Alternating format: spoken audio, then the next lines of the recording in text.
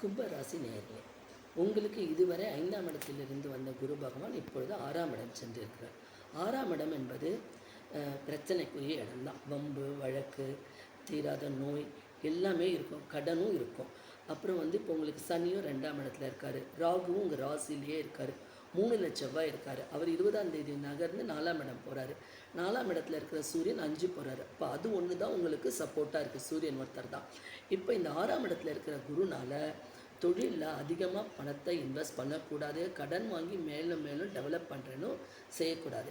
October வரைக்கும் கும்பராசி நேயர்கள் நிதானமாக பொறுமையாக செயல்படணும். அக்டோபர் பிறகு கும்பராசி நேயர்களுக்கு நன்றாக இருக்குது. ஓகே ஃப்ரெண்ட்ஸ், இந்த எபிசோட் பிடிச்சிருந்தால் லைக் பண்ணி ஷேர் பண்ணுங்கள். உங்களுக்கு இந்த மாதம் சந்திராஷ்டமம் 22ஆம் தேதி மதியத்திலிருந்து 23, 24 வரைக்கும்.